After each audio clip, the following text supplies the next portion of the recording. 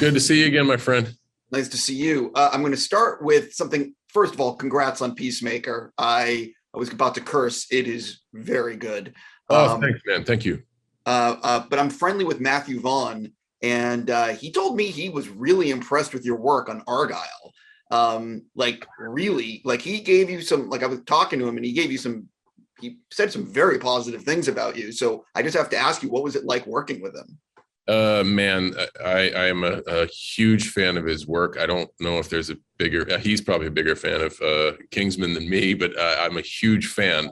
Um, and you know, the script was amazing, and to be able to be asked to be able to be part of a project like that, it's a dream come true. We talk a bunch, and it's almost every time we talk, I express that I don't know what the hell's going on or why it's happening, and I'm just grateful for everything that is happening. I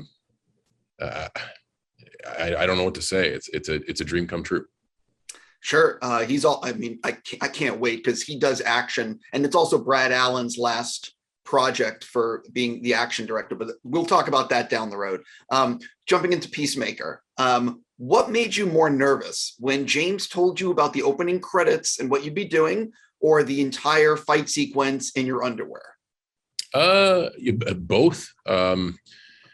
The fight sequence in the underwear had its own set of setbacks. I love the fight sequence in the underwear because, like, what a symbol of vulnerability, and what a symbol of humanizing someone that you only see in a helmet, a uniform. I love that aspect about it. But then the negative is no pad. So, like, for the stunt falls, Spencer Thomas is an absolute stud. He's the guy who took a lot of the big stuff, including jumping out of a building. But that area is about as close to a ring as you're going to get. So I was also adamant about wanting to do a whole lot of that fight myself. And the only problem is you can't grip on a hardwood floor, and it really hurts when you fall because there's nowhere to hide any pad, which is a lot of the reason why you see actors wear long sleeves.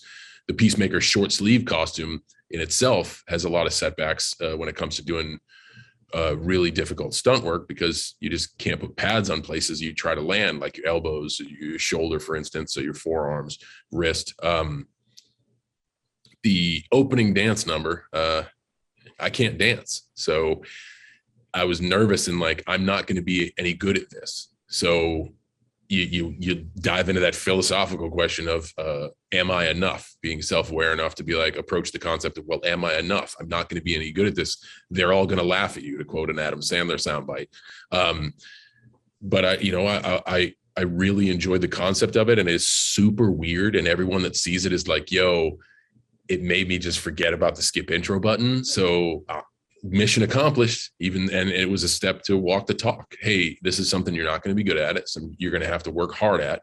It's not going to be easy, but hopefully in the end it'll be okay. And it was. I watched 7 of the 8 episodes, and each time the credits came on, I just had a big smile on my face because it's so good.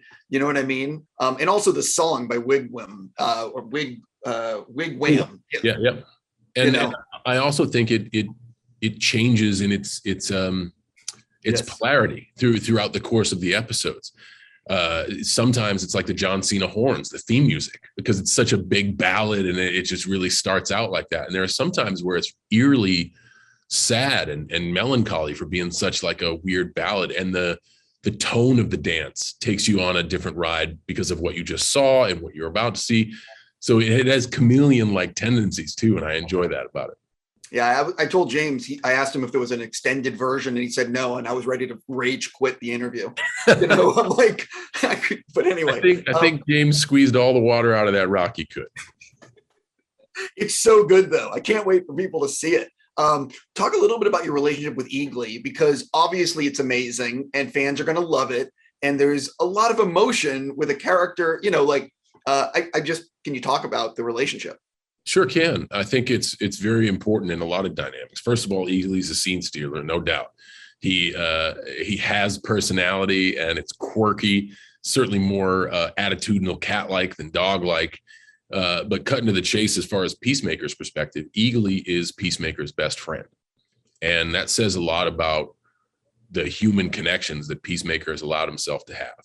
And I think that explains a lot of why his worldview may be the way it is.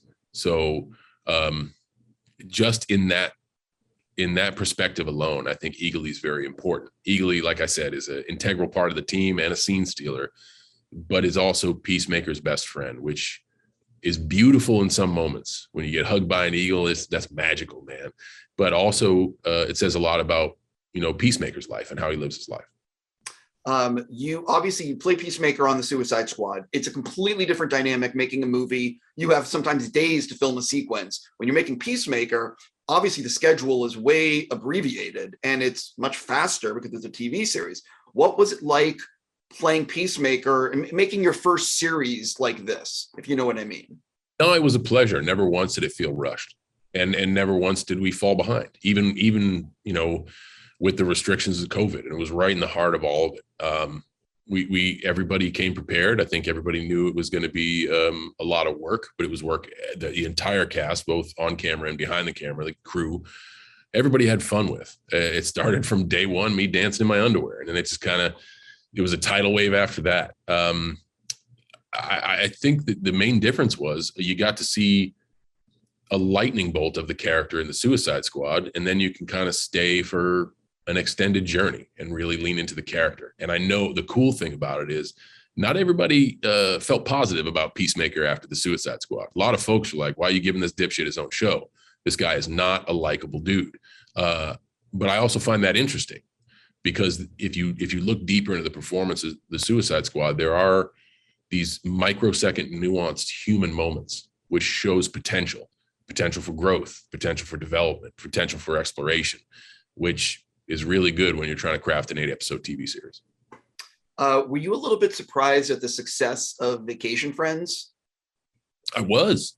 I had a blast making the movie. I pretty much got to be on vacation and enjoy.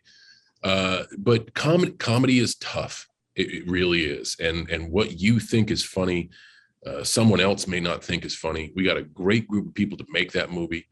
Clay Tarver, the director, and wrote the movie, and he's a funny SOB, and certainly Rel and Yvonne and Meredith and everybody involved in the cast. We got a great group together. We all had fun making it. But man, I'm so much more nervous for comedy than I am for something like a superhero venture, because it's a lot more accepted of like, okay, uniform superpower association with Marvel or DC. I kind of get it. Whereas like, hey, this is our funny. It's so open for interpretation. I was very pleasantly surprised with the success of Vacation Friends, because man, it was a bunch of fun. Yeah, that was a pleasant surprise, and I know they're writing a sequel, and I can't wait to do another one. Exactly. Listen, man, congrats on everything. I wish you nothing but the best. Oh, thank you. It's good to talk to you again.